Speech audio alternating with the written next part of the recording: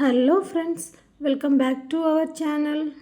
ஐ hope நீங்கள் எல்லோரும் நல்லா இருக்கீங்கன்னு நம்புகிறேன். நாங்கள் இங்கே சூப்பராக இருக்கோம். வாங்க இன்றைக்கி ஈஸியாக பட்டர் சிக்கன் எப்படி பண்ணுறதுன்னு பார்க்கலாம். 2 பெரிய வெங்காயத்தை கட் பண்ணி வச்சுக்கோங்க. அப்புறம் 3 பழுத்த தக்காளி எடுத்துக்கோங்க. ஒரு 4-5 முந்திரி பருப்பு எடுத்து வச்சுக்கோங்க. நான் உடச்ச பருப்பாக இருக்கனால கொஞ்சம் எக்ஸ்ட்ரா இருந்த மாதிரி தெரியுது. நான் ஒரு 1/4 கிலோ சிக்கன் தான் எடுத்திருக்கேன், ஸ்கூல் லஞ்ச் பேக் பண்ணுற மாதிரி. ஸோ அதுக்கு ஏற்றாப்புல ஒரு 1/4 ஸ்பூன் மஞ்சள் தூள், ஒரு 1/4 ஸ்பூன் கரம் மசாலா, ஒரு 1/2 ஸ்பூன் வத்தல் தூள், ஒரு ஸ்பூன் தயிர், ஒரு 1/4 ஸ்பூன் இஞ்சி பூண்டு பேஸ்ட்டு, தேவையான உப்பு போட்டு நல்லா மிக்ஸ் பண்ணி ஒரு 15 மினிட்ஸ் அப்படியே விட்டுருங்க. அப்போ தான் சிக்கன் நல்லா ஜூஸியாக கிடைக்கும் நமக்கு. இது மேக்னேட் ஆகிற டைமில் சப்பாத்திக்கு மாவு பிசைஞ்சு வச்சிடலாம். தேவையான கோதுமை மாவு எடுத்து கொஞ்சமாக உப்பு போட்டு ஃபஸ்ட் நல்லா மிக்ஸ் பண்ணிக்கிறணும். அதுக்கப்புறம் கொஞ்சம் கொஞ்சமாக தண்ணி விட்டு எவ்வளோத்துக்கு எவ்வளோ நம்ம பிசைகிறோமோ அவ்வளோத்துக்கு எவ்வளோ சப்பாத்தி வந்து சாஃப்டாக வரும். அப்புறம் லாஸ்ட்டாக கொஞ்சம் கீ போட்டு மாவு ஃபுல்லாக தடவி அதையும் ஒரு 15 மினிட்ஸ் ரெஸ்ட்டில் விட்டுறலாம்.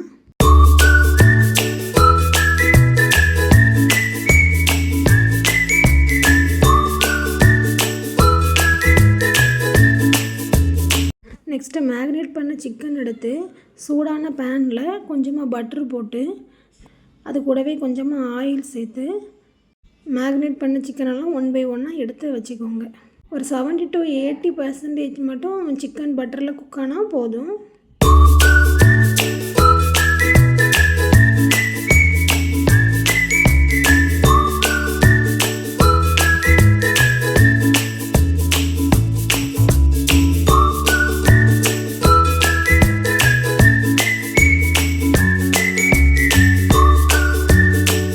இன்னொரு பேனில் கொஞ்சமாக பட்டர் ஊற்றி அது கூட நறுக்கி வச்ச 2 வெங்காயம் அதை நல்லா சாட்டை பண்ணி அது கூடவே 3 தக்காளி, பழுத்த தக்காளியாக போடுங்க. அப்போ தான் நல்லா டேஸ்ட் நல்லாயிருக்கும், கலரும் நல்லாயிருக்கும்.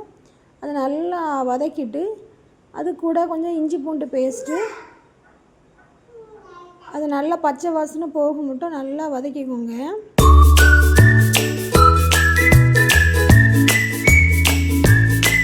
அதுக்கப்புறம் எடுத்து வச்சுருக்கேன் கொஞ்சமாக முந்திரி பருப்பு, அதையும் போட்டு நல்லா மிக்ஸ் பண்ணி அதை அப்படியே ஆற விட்டுருங்க. நல்லா ஆறுனதுக்கப்புறம் அதை ஒரு மிக்ஸி கப்பில் மாற்றி கொஞ்சமாக தண்ணி விட்டு நல்லா பேஸ்ட்டாக அரைச்சிக்கிறணும். இந்த பட்டர் சிக்கனுக்கு ரொம்ப முக்கியமான ஒரு பொருள் இருக்குது, மிக்ஸ் பண்ணால் தான் அந்த டேஸ்ட் வரும். அது என்ன பொருள்னு வீடியோ எண்டில் சொல்கிறேன், வீடியோவை ஸ்கிப் பண்ணாமல் பாருங்கள். இது இப்போ நல்லா ஆறிட்டு இது இப்போ அரைச்சிட்டு வந்துடுறேன்.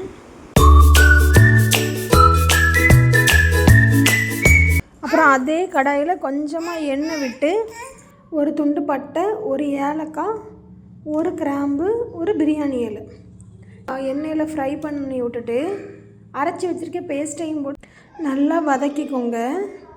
மிக்ஸி ஜாரை நல்லா தண்ணி விட்டு அலசி அது கூடவே ஊற்றிக்கோங்க.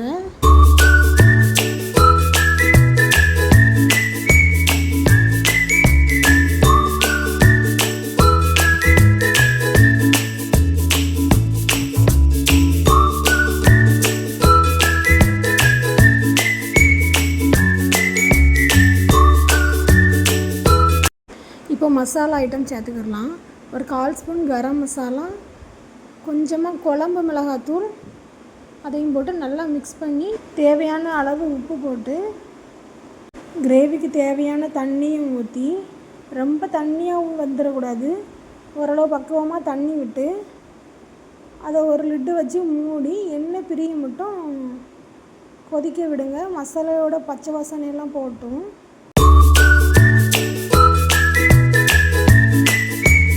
மசாலையோட பச்சை வாசனை போன பிந்தி நம்ம பட்டரில் வறுத்து வச்சுருந்த சிக்கனை எடுத்து இது கூட மிக்ஸ் பண்ணி விட்டுருங்க. சிக்கனும் அது கூட கொதித்து நல்லா மிக்ஸ் ஆகும்போது ஒரு முக்கியமான பொருள் சொன்னேன்ல, அதான் இது. ஃப்ரெஷ் க்ரீம் போட சொல்லுவாங்க எல்லோரும், ஆனால் ஃப்ரெஷ் க்ரீம் வந்து எப்போவும் நமக்கு அவைலபிளாக இருக்காது. ஸோ நம்ம என்ன பண்ணலான்னா, நம்ம பாலில் இருந்து ஆடை எடுத்து சேர்த்து வைப்போம்ல, அல்லது இன்ஸ்டண்ட்டாக நம்ம பாலை காய்ச்சி வச்சுருந்தாலும் கூட அதிலேருந்து ஆடை எடுத்து மிக்ஸியில் ஒரு ஓட்டு ஓட்டி, தண்ணி சேர்க்காமல் ஒரு ஓட்டு ஓட்டி அதை இதோட பட்டர் சிக்கனோட மிக்ஸ் பண்ணிடலாம். நிச்சயமாக டேஸ்ட்டு எந்த விதத்துலையுமே மாறாது, ட்ரை பண்ணி பாருங்கள் கண்டிப்பாக. இப்போ அது கூடவே 1 ஸ்பூன் சுகர் சேர்த்துக்கோங்க. எல்லாத்தையும் நல்லா மிக்ஸ் பண்ணி சுகர் நல்லா கரையட்டும்.